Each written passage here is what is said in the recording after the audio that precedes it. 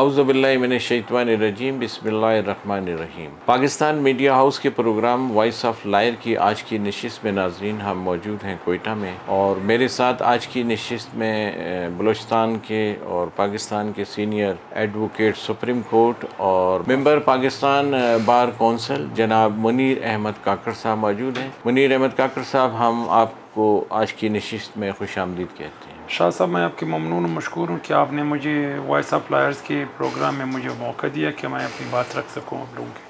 बहुत बहुत मेहरबानी। जनाब मुनीर अहमद काकड़ साहब, मैं सबसे पहले जानना चाहूँगा और अपने नाजरीन को भी चाहूँगा कि वो भी आपकी आज की इस नशिस्त में बलूचिस्तान में जो सर्किट बेंचेस हैं उनके बारे में आप आगाही दें कि बलूचिस्तान में जो हाई कोर्ट के जो सर्किट बेंचेस हैं उनकी क्या सूरत हाल है, कहाँ कहाँ पर ये सर्किट बेंचेस फंक्शनल हैं और कहाँ नहीं है। जहाँ तक बलूचिस्तान के अंदर जो सर्किट बेंचेस का इशू है, बलूचिस्तान के अंदर जो मेन प्रिंसिपल सीट है वो कोयटा के अंदर काम कर रहा है इस वक्त, और बलूचिस्तान के अंदर जो 1973 के आइन के उसमें हमारी सीबी सर्किट बेंच जो है 1973 के आइन में वहाँ पर अप्रूव हुआ है। और जहाँ तक तुरबत का है वो 2010 में जो 18th अमेंडमेंट के तवस्सुत से वहाँ पर उसकी इस्टेब्लिशमेंट का अप्रूवल हुआ है। बाकी दो सर्किट बेंचेस जो हैं लोलाई और खुजदार जो है ये 2017-18 में यहाँ पर जो 198(4) के तहत हम लोगों ने जो गवर्नर थे और चीफ जस्टिस की मशवरे से और सूबाई गवर्नमेंट ने उनके अप्रूवल दिए, यानी 4 सर्किट बेंचेस बलूचिस्तान के अंदर जो हैं अप्रूव हो चुके हैं। लेकिन बदकिस्मती से आज तक, यानी अगर 73 से हम हिसाब लगा लें, सीबी सर्किट बेंच जो है 49 साल गुजरने के बावजूद आज तक ये रेगुलर तौर पर बहाल नहीं है, फंक्शनल नहीं है। अभी अगर तुरबत सर्किट बेंच की बात कर लेते हैं तो वो 2010 में 18th अमेंडमेंट के तवस्सुत से अमल में आया है और वो भी आज तक रेगुलर तौर पर काम नहीं कर रहा। इसके साथ अगर मैं बता दूं, ये तुरबत सर्किट बेंच के साथ आपका खैबर पख्तूनख्वा में मंगवर अस्वाद के अंदर जो है रेगुलर वहाँ पर सर्किट बेंच की जो है अप्रूवल दी गई थी कॉन्स्टिट्यूशन अमेंडमेंट में, वो 2011 से वहाँ पर रेगुलर तौर पर काम कर रहे हैं। बाकी जो दो हमारी बेंचेस है लोलाई और खुजदार, वो 2017 या 18 5 साल के बावजूद गुजरने के बावजूद आज तक ये रेगुलर तौर पर फाल काम नहीं कर रहे हैं। तो ये एक हमारे लिए एक अलमिया भी है और दूसरी बात ये एक आईनी जिम्मेदारी भी है। हमें खुद समझ में नहीं आ रहा कि हमारे जजेस साहिबान जो हमारी जुडिशरी खुद आइन की पामाली करते हुए इन सर्किट बेंचेस को जो है आज तक रेगुलर करने में किरदार अदा नहीं कर रहे हैं। हमारी बार की तरफ से बारहा मुतालबा किया जा रहा था कि इस मामले में सीबी के वकला ने जो बाकायदा बिल्कुल हड़ताल भी की थी, तकरीबन कोई 1 महीने से ज़्यादा। अभी भी पिछले 3 दिन के लिए ये लोग जा रहे थे, वहाँ पर मुकम्मल तौर पर हड़ताल थी। हमने लायर्स रिप्रेजेंटेटिव कॉन्फ्रेंस बलूचिस्तान में तमाम पाकिस्तान की वकला नुमाइंदा कॉन्फ्रेंस कराई, उसी से रिजोल्यूशन पास करवाया। बाकी सूबों के अंदर अगर आप देख ले, हमारे सूबा सिंध में वहाँ पर सर्किट बेंचेस जो हैं इदराबाद है, सक्कर है, लाड़काना है। जो इदराबाद और सक्कर के दरमियान, सक्कर और लाड़काना के दरमियान तकरीबन कोई 50 किलोमीटर का फासला है, वहाँ पर रेगुलर तौर पर बेंचेस काम कर रहे हैं। इसी तरह हमारे पंजाब के अंदर जो है बावलपुर है, मुल्तान है, पिंडी में काम कर रहे हैं। खैबर पख्तूनख्वा के अंदर अगर ले ले बटाबाद है, मंगवर है, डिया खान है, बनू है, जो मेन प्रिंसिपल सीट पेशावर के अलावा काम कर रहे हैं। हमारे यहाँ सर्किट बेंचेस ताल इन लोगों ने न तो काम कर रहे, 2 दिन के लिए जाते हैं महीने में, 2 महीने के बाद वहाँ पर वो केसेस के मतलब तो ये है कि वो जो 2 दिन के लिए जाते हैं वहाँ पर वो सिर्फ केसेस की डिस्पोजल करते हैं, इंसाफ के लिए नहीं जाते हैं। तो हमारी बार की जानिब से ये मुतालबा है और रहा भी है और इंशाल्लाह करते रहेंगे कि हम इसको रेगुलर तौर पर जिस तरीके से मेन प्रिंसिपल सीट पे काम कर रहे हैं, इन तमाम बेंचेस को हम इसी तरीके से रेगुलर बुनियादों पर पाल करने के लिए अपना किरदार अदा कर रहे हैं और इंशाल्लाह ये मामला हम आखिर तक ले जाएंगे ताकि हम रेगुलर तौर पर वहाँ पर ये तमाम सर्किट बेंचेस रेगुलर तौर पर काम शुरू कर सकें। मुनीर साहब, जैसे आपने फरमाया कि जो सर्किट बेंचेस हैं वो फ़ाल नहीं है बलूचिस्तान में, इसकी बुनियादी वजह क्या है? हमें तो बुनियादी वजह जो समझ में आ रहा है, क्योंकि अगर 2 सर्किट बेंचेस की बात कर रहे थे उसमें तो बेसिक इंफ्रास्ट्रक्चर के हवाले से कुछ भी नहीं है। और हमारी जब ये लिया एलिवेशंस हो रहे थे, हम लोगों ने जजेस के हवाले से हमने उनको ही कहा था कि जो 2 सर्किट बेंचेस के आगे, आपको एक और बात बता दूं, जो ये 2 सर्किट बेंचेस हम लोगों ने अप्रूव करवाए हैं, ये 2 लोलाई और खुजदार, ये जो पहले हमारे हाईकोर्ट की जजेस की स्ट्रेंथ स्ट्रेंथ जो थी वो 11 थी। तो इन 2 सर्किट बेंचेस की अप्रूवल की वजह से दो जजेस की पोस्टें खुजदार के लिए और 2 लोलाई के लिए क्रिएट किए गए। और अभी उस वक्त हमारे हाईकोर्ट की जो है 15 जजेस का स्ट्रेंथ है। तो ये 2 सर्किट बेंचेस, खासकर ये जैसी सिब्बी है, सिब्बी में तो बाकायदा बिल्डिंग भी है, बाकायदा वहाँ पर खुजदार तुरबत के अंदर भी वहाँ पर अलहदा बिल्डिंग है और अदालती कमरे बने हुए, सब कुछ है। जो बुनियादी वजह है मुझे जो समझ में आ रहा है, मसला ये है कि एक जज अगर यहाँ पर मेन प्रिंसिपल सीट पे बैठा हुआ हो और दूसरा जज तुरबत के बेंच में या खुजदार के बेंच में बैठा हो, तो जुडिशल साइड पे वो जजेस दोनों पावर्स के हिसाब से इक्वल हो जाएंगे। वहाँ पर अगर इस किस्म के कोई बुनियादी हकूक़ के हवाले से कोई पिटिशंस आते हैं या दूसरी इस किस्म की चीज़ें होते हैं जो बलूचिस्तान के हालात में, बिलखुसूस बलूचिस्तान के जो हालात चल रहे हैं, तो मेरे ख्याल में एक तो वो चीज़ जो चीफ जस्टिस साहब है वो अपने पावर्स को डिवोल्यूशन की तरफ नहीं ले जाना चाह रहा। वो चाहता है कि सब कुछ मेरे कंट्रोल में हो, सब कुछ यहाँ से ही कंट्रोल हो। उसमें मसला ये है कि एडमिनिस्ट्रेटिव साइड पे यहाँ पर अगर मेन प्रिंसिपल सीट पे जितने भी बैठे होंगे, जो भी पिटिशन आएगा तो एडमिनिस्ट्रेटिव साइड पे वो being head of the institution, जो इस किस्म के इंस्टीट्यूशन या जो केसेस आते हैं वो अपने मर्जी के मुताबिक, मंशा के मुताबिक अपने मनपसंद जजेस या अपने मनपसंद बेंचेस के सामने लगाएंगे, तो वहाँ से इस किस्म की चीज़ें आएंगे। अगर ये बेंचेस चले जाते हैं, हर बेंच वो अपनी जगह पे वहाँ पर रेगुलर तौर पर काम कर रहा होगा, तो वो अपनी इंडिपेंडेंट तरीके से वहाँ पर अगर उस बेंच के अंदर 1-2 जजेस बैठे होंगे तो लामाला उनकी जो केसेस हैं उनके सामने ही लगेंगे। तो वो वहाँ पर हो सकता है इस किस्म के जजेस जो हैं इंडिपेंडेंट माइंड के साथ इस किस्म के डिसीजन देना शुरू कर दें। तो ये इन लोगों के यहाँ पर जो बैठे हुए जजेस होंगे तो उनके किरदार पे या उनके जो परफॉर्मेंस पे भी सवाल उठेगा।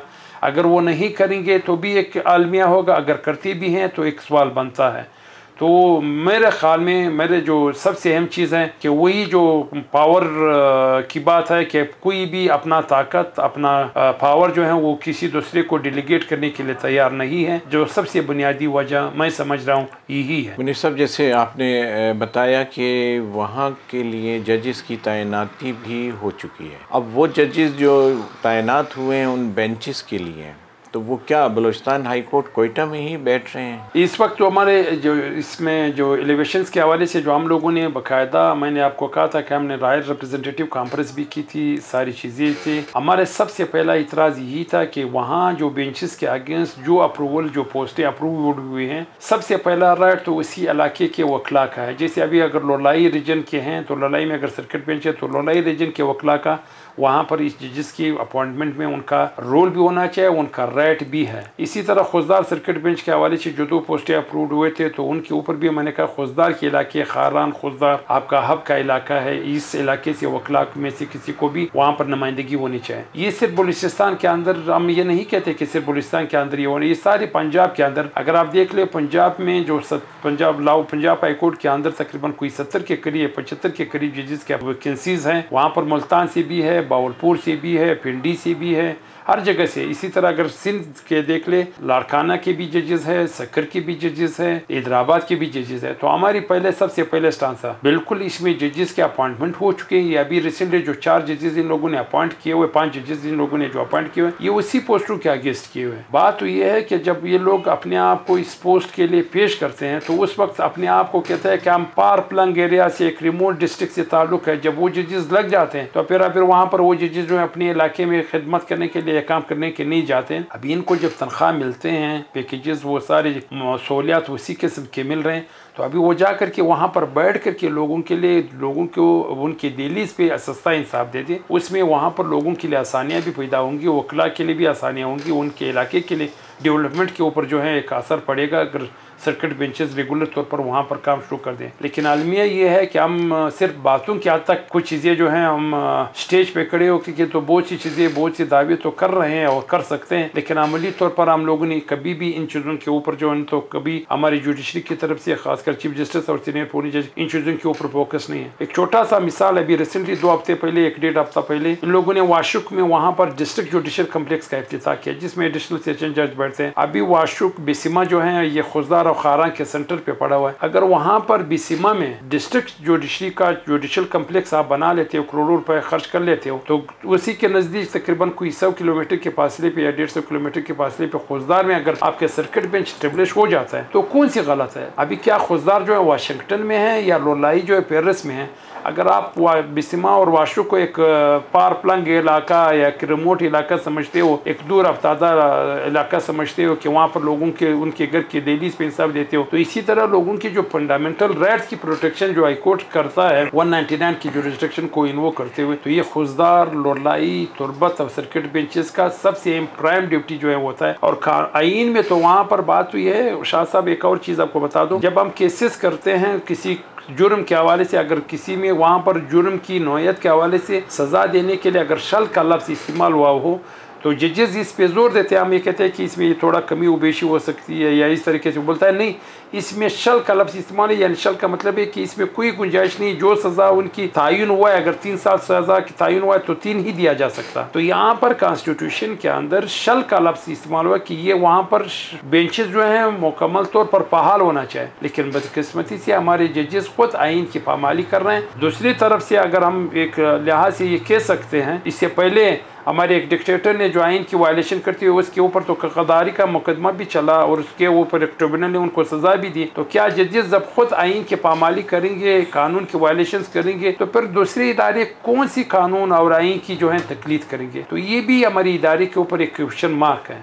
यहाँ जो सर्किट बेंचेस हैं जिनके लिए मोअज़्ज़िज़ जज साहिबान की तैनाती भी हो चुकी है और वो अपने उन बेंचेस में नहीं जा रहे, तो मुनीर साहब इस बारे में आप क्या कहेंगे कि वहाँ के अवाम की जो हक़ तलफ़ी हो रही है, उनको हसूल इंसाफ के लिए जो मुश्किलात दरपेश हैं, उसके लिए आपके बार कौंसिल के प्लेटफॉर्म से क्या काविशें हैं, क्या कोशिशें हैं जो अवाम के लिए ये मसाइल जो हैं वो कम हो सकें या ख़त्म हो जाएँ? मसला तो ये जो हमारी तो रोज़ अव्वल से स्ट्रगल रहा है, जब से हम बार कौंसिल के नुमाइंदे बन करके बैठे हुए हैं, या हमारी जो एक ग्रुप जो बार की सियासत के अंदर हमारी जो प्रोफेशनल पैनल जिससे मैं ताल्लुक़ रखता हूँ या इसको लीड कर रहा हूँ, सलीम लाशारी साहब है, हमारे दूसरे साथी हैं, हमारी रोज़ अव्वल से ये जो सर्किट बेंचेस खुजदार और लोलाई है, हमारी ही जस्तजू और कोशिश की वजह से उस वक्त जो गवर्नर साहब थे मोहम्मद खान अचकज़ई साहब, उनके तवज्जुह से उनसे रिक्वेस्ट करके हम लोगों ने इसको इस्टेब्लिश करवाने में अपना एक रोल अदा किया और मैं उनका ममनून और मशकूर हूँ कि उन लोगों ने हमारी इस दरख्वास्त को कंसीड करते हुए, कबूल करते हुए उसके और इसी ने इस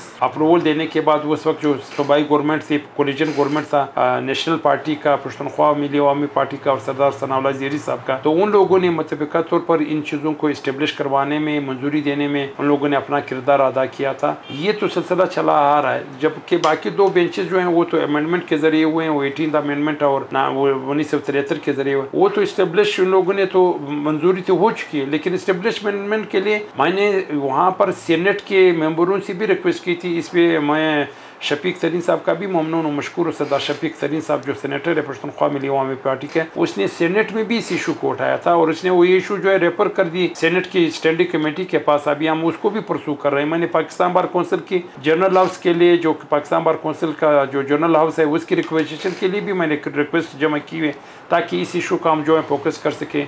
मैंने सुप्रीम कोर्ट बार एसोसिएशन की जो मौजूदा एग्जीक्यूटिव कमेटी है, जो उसका बैरिस्टर अबी ज़ुबैरी साहब से भी रिक्वेस्ट की है, वो भी आने वाली है। जो इन लोगों की जो एग्जीक्यूटिव कमेटी का इजलास हो रहा है उसमें एजेंडा जो हमारे सर्किट बेंचेस का एजेंडा उसमें रखवा रहे हैं। हम इस पे तगदो करें। मैं एक और भी कोशिश कर रहा हूँ, जैसे आपकी तवज्जो से आज आपने मुझे मौका दिया कि इस इशू को मैं हाईलाइट कर सकूँ। तो ये सारी चीज़ें थे। हम लोगों ने एहतजाज भी किया अभी, क्योंकि हमारी छुट्टियाँ हो रही है, हम लोगों ने इसको साथ रेजोल्यूशन भी पेश किया हुआ है। तो हम इसको तकमील तक पहुंचाने के लिए उस वक्त तक आराम से, खामोशी से नहीं बैठेंगे जब तक हम इन सर्किट बेंचेस को मुकम्मल तौर पर वहाँ पर उसी इलाके के अंदर जजेस को बिठा करके रेगुलर तौर पर वहाँ पर बहाल करवाने में अपना किरदार अदा करते थे, अदा करेंगे और इंशाल्लाह इसको लेकर के रहेंगे।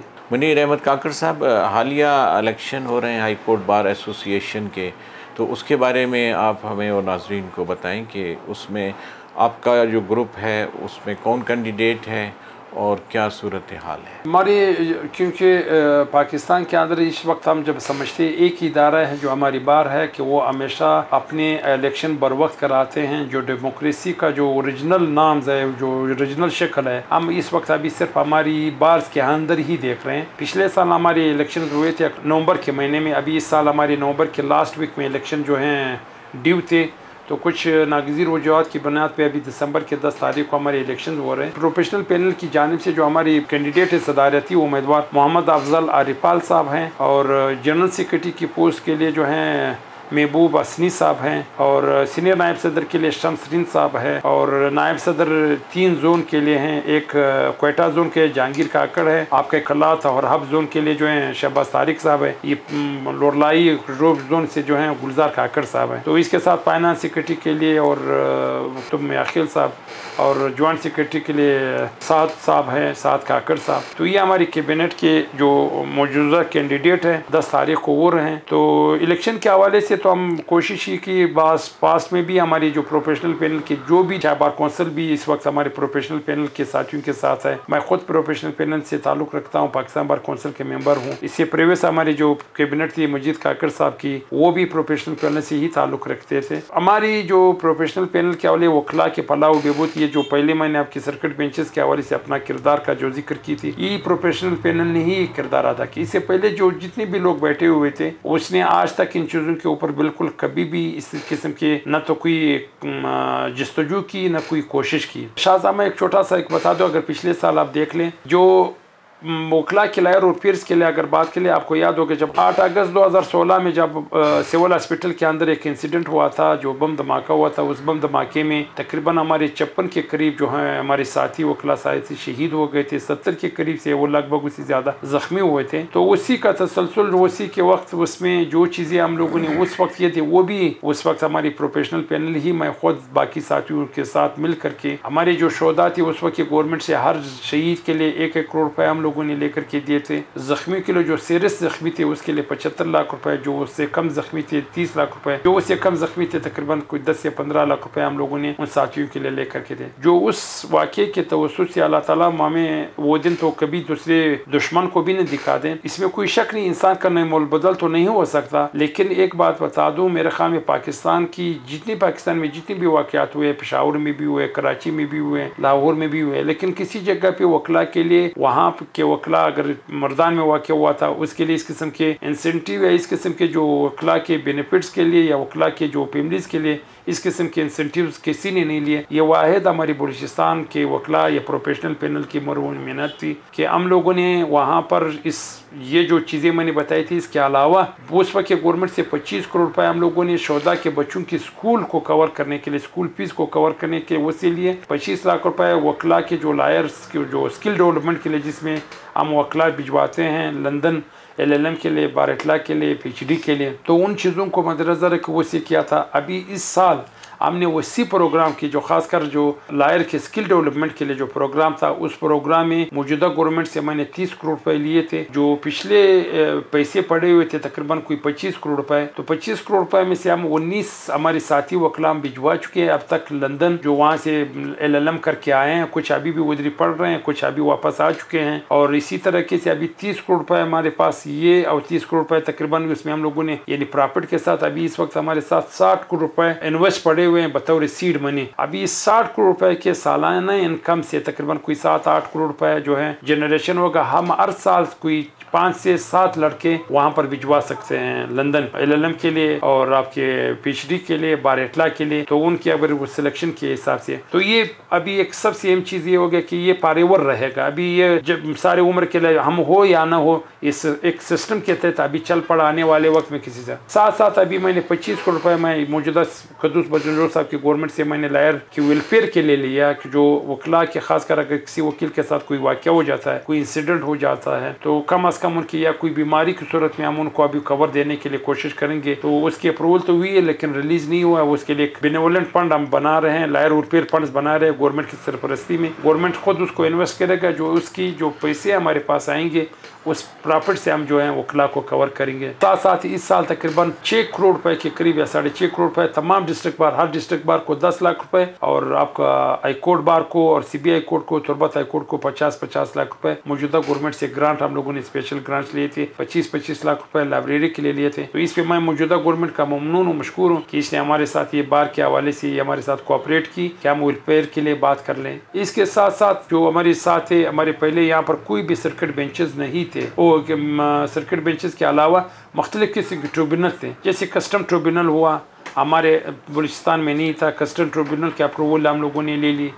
आपकी जो इनकम टैक्स ट्रिब्यूनल, जो इनलैंड रेवेन्यू ट्रिब्यूनल है, ये नहीं था, इसके अप्रूवल भी अभी तक इस्टेब्लिश नहीं हुआ है। इंटेलेक्चुअल प्रॉपर्टी ट्रिब्यूनल है, वो नहीं था, अब इसके लिए अभी मैंने पिटीशन दाखिल की, वो भी पाइपलाइन में इंशाल्लाह वो भी अप्रूव हो जाएगा। इसी के अलावा जो आपके मुख्तलिफ किस्म की चीज़ें हैं, एडिशनल अटॉर्नी जनरल की पोस्ट थी बलूचिस्तान के लिए नहीं थी, वो भी क्रिएट करवाई। तो ये जो हमारी कोशिश ये है कि हम इज्तिमाई मफादात को मद्देनज़र रखते हुए इज्तिमाई मफादात के लिए एक अपना किरदार अदा करें, और वो किरदार अदा किया हुआ है, इंशाल्लाह मज़ीद किरदार अदा करेंगे। मैं आपसे जानना चाहूँगा कि अवाम पाकिस्तान के अदालती निज़ाम से और बिलखसूस वकला बरदरी क्या मुतमईन है, उसके बारे में क्या कहेंगे आप? आपने एक बात की कि मौजूदा जो हमारी जुडिशल सिस्टम से या वकला से या बार से जो हैं आपके जो जनरल पब्लिक है, ये कहाँ तक मुतमईन है। मैं इस मामले में तो मेरे ख़्याल में मुझे तो मैं ख़ुद अपनी जुडिशल सिस्टम से मुतमईन नहीं हूँ, तो आपकी पब्लिक कहाँ उसकी मुतमईन होना मेरे ख़्याल में बहुत ही मुश्किल होगा। अभी रिसेंटली लाहौर का एक किस्सा, लाहौर में मैं इस दिन सोशल मीडिया में कह सकते कि एक दुकानदार को या एक लेबर मेरे ख़्याल में किसी को चार्ज किया था 5 दिन की सज़ा के हवाले से। वो बंदा 5 साल तक अंदर था, 5 साल तक जेल में रहा, तो वहाँ पर जजेस के हवाले से उस केस की सुनवाई नहीं होती थी। तो इसका सवाल जवाब कौन देगा? इस सवाल जवाब तो ही हमारी जुडिशल सिस्टम देंगे। हमारे जहाँ जजेस के अंदर जब अपॉइंटमेंट्स नहीं होंगे और वो मेरिट्स पे नहीं होंगे, और वहाँ पर जो लोगों के घरों के दहलीज पे या पारपलंग एरियाज में आपकी जुडिशल सिस्टम के जो हैं वहाँ पर एक्सटेंशन नहीं होगी, एक्सपेंशन नहीं होगी, तो मेरे ख़्याल में कभी भी नहीं हो सकता। दूसरी बात यह है कि हमारे यहाँ जजेस है वो इंसाफ करने के लिए तो बहुत मुश्किल है कि कम से बैठे हुए हैं, लेकिन वो सिर्फ एक नौकरी करने के लिए तो बैठे हुए ज़रूर है। अभी रिसेंटली अगर आप देख ले जजेस सुप्रीम कोर्ट के अंदर देख ले, सुप्रीम कोर्ट के अंदर जो जजेस की एलिवेशन है उस पर जो है आपस में वहाँ पर डिवीजन बना हुआ है, मेरिट्स की पामाली कर रहे हैं, सेनेटरी की पामाली कर रहे हैं। तो जब ये सारी चीज़ें होंगी तो वहाँ पर लामाला लोगों की इंसाफ, वहाँ पर जो जजेस हैं वो इंसाफ के लिए तो कम, फिर वहाँ पर मुख्तलिफ लोगों के एजेंडे की तकमील के लिए अपना रोल और किरदार अदा कर रहे हैं, न कि इंसाफ देने के लिए। तो इसमें दो राय नहीं है कि लोग हमारी जुडिशल सिस्टम से मुतमईन। अगर लोग जुडिशल सिस्टम से मुतमईन होते, मैं आपको एक छोटा सा हवाला दूंगा। हमारे यहाँ जो 2 वाक़यात हुए थे, एक उस्मान काकर शहीद का वाक़या था, एक अरनाई में जो कुछ बलूच मिसिंग पर्सनस का एक इशू था, वहाँ पर उन लोगों ने वहाँ पर एक ऑपरेशन के ज़रिए उनको मरवा करके उनको शो किया था, तो उनके लिए भी कमीशन बनाए गए थे। आप यकीन नहीं करेंगे तो हमारे जुडिशल सिस्टम पे लोगों की आदम-ए-एतमाद का यहाँ पर यह अमली तौर पर एक बड़ा मिसाल, एक अमली मुजाहिरा हुआ है। दोनों जो कमीशन बने हुए थे वहाँ पर कोई भी बंदा इस कमीशन के ऊपर आदम-ए-एतमाद करते हुए या एतमाद करके उनके सामने पेश नहीं हुए। तो इससे पहले 2 कमीशन और बने हुए थे, एक खरोटाबाद कमीशन और एक तोतक कमीशन, उनकी रिपोर्ट भी लोगों के सामने है। अभी रिसेंटली जो है गवर्नमेंट ने या इस्लामाबाद हाई कोर्ट ने जनाब सरदार अख्तर मैंगल को मिसिंग पर्सनस के हवाले से कमीशन बनाया हुआ है। उसने रिक्वेस्ट की है कि तोतक कमीशन रिपोर्ट की जो वो है कापी हमें प्रोवाइड कीजिए। वो कापी प्रोवाइड नहीं किया जा रहा है, बताया जा रहा है कि कापी वो जो कमीशन है, कमीशन की रिपोर्ट ही गुम चुका है, गायब है। तो अभी जब इस किस्म की चीज़ें होंगी तो आम अदालत के अंदर अगर देख लें, जो सबसे अदालतों का जो ख़ासकर हाई कोर्ट्स का जो किरदार है वो तो लोगों की फंडामेंटल राइट्स की प्रोटेक्शन के लिए है, लेकिन जब वो खुद किरदार नहीं आता कि आए रोज़ जो हैं लोग कत्ल होते जा रहे हैं। इवन अभी एक रिसेंटली अगर वो देख ले, जो हमारा हाई कोर्ट के साबिक चीफ जस्टिस मोहम्मद नूर मस्कानजी साहब जो इन जजेस के साथ बैठते थे, इन जजेस इसी बिल्डिंग के अंदर बैठे हुए थे, वो खारान में कत्ल होता है, आज तक उनकी वेयर अबाउट्स या उनके मुजरमों का या उनके मुलजिमों का कोई पता तक नहीं है। और ये जजेस जो अभी इनके साथ बैठे हुए अपनी बाई के लिए कोई किरदार नहीं अदा कर सके, तो एक दिन अगर उनके लिए कोई चावल का खैरात करने से तो कोई मसले तो हाल नहीं होते हैं। आप उनके लिए किरदार अदा के लिए कमीशन बना लेते हैं, इन्वेस्टिगेशन रोज़ आए, रोज़ उनकी इन्वेस्टिगेशन के ऊपर बात कर लेते थे कि कहाँ है, रोज़ाना उसकी रोज़ाना की बेसिस पे उनकी इन्वेस्टिगेशन रिपोर्ट्स मांगते थे। लेकिन आज तक 2 महीने गुजरने के बावजूद उसकी कातिलों तक पता नहीं चला। जब वो अपने इदारे में रहते हुए अपने भाई के लिए एक रोल अदा नहीं कर सकें तो गरीब आवाम के लिए क्या पर किरदार अदा कर सकेंगे। मेरे ख़्याल में इस वक्त हमारी जुडिशल सिस्टम जो है बिल्कुल ये डिसफंक्शनल कह सकते हो या डिफंक्ट का है। मेरे ख़्याल में सिर्फ ये है कि अगर एक मामूली सी जो एक मेरा और आपके दरमियान अगर कोई झगड़ा होता है, कोई रेंट किराएदारी का कोई केस होगा, उस हद तक तो सही है, लेकिन ये तो इससे पहले हमारे जजगा सिस्टम बेहतर तरीके से अदा कर रहा था ये जो इंसाफ जो था। मैं इंसाफ से जो है लोग, मैं ख़ुद नहीं मुतमईन तो दूसरे कहाँ मुतमईन हूँ। जनाब मुनीर अहमद काकड़ साहब, मैं आपका शुक्रिया अदा करता हूँ कि आपने अपने कीमती वक्त में से हमें वक्त दिया और बहुत से अहम मसाइल जो आवाम के सामने नहीं, आपने उन पर रोशनी डाली। पाकिस्तान मीडिया हाउस काफ़ी अरसे से वॉइस ऑफ लायर्स के एक प्रोग्राम के तहत आवाम और वकला के दरमियान एक ब्रिज के तौर पर एक किरदार अदा कर रहा है। इसके बारे में आप, पाकिस्तान मीडिया हाउस की जो काविशें हैं उसके बारे में आप क्या कहना चाहेंगे? मेरे ख़्याल में पहली मरतबा ख़ासकर मैं बलूचिस्तान के हवाले से देख रहा हूँ जो पाकिस्तान मीडिया हाउस ने एक काविश जो शुरू की हुई है और हमेशा हमारी आवाज़ को जो है मीडिया के तवज्जुह से आम पब्लिक के और नेशनल लेवल पे जो पहुँचाया जा रहा है, मेरे ख़्याल में इससे ज़्यादा हमारे लिए खुशकिस्मती की क्या बात हो सकती है। हमारे पास ना फोरम है, ख़ासकर नेशनल मीडिया तो हमारी बात तक सुनने के लिए तैयार नहीं है। तो ये एक ज़बरदस्त और एक अच्छी काविश है और अच्छा है। हम दुआगो हैं कि अल्लाह ताला आप लोगों की ये कोशिश जो है जारी व सारी रखे और इसकी कामयाबी के लिए हमारी दुआगो हैं और अल्लाह आपको कामयाब खुश खरम रखे। और हमारी कोऑपरेशन बार की तरफ से जो इसके कामयाबी के लिए, आप लोगों की इदारे की तरक्की और खुशहाली के लिए जो भी किरदार अदा कर सकते हैं, हम आपके साथ कोऑपरेशन करने के लिए तैयार हैं। जिस तरीके से आप कोऑपरेशन हमारे साथ कर रहे हो, ये पाकिस्तान मीडिया हाउस कर रहे हैं, हम उसके लिए ममनून मशकूर हैं। इंशाअल्लाह नाज़रीन, हमारी खिदमत न सिर्फ लायर्स कम्युनिटी, हम पूरे पाकिस्तानी कौम और तमाम आवाम को जो मसाइल दरपेश हैं उनके लिए अपनी खिदमत जारी रखेंगे। इसके साथ मैं इजाज़त चाहूँगा। मिलते हैं इंशाअल्लाह अगली नशिस्त में अपने नए मेहमान के साथ। मुनीर साहब, थैंक यू वेरी मच, आपने बहुत वक्त दिया। Thank you very much.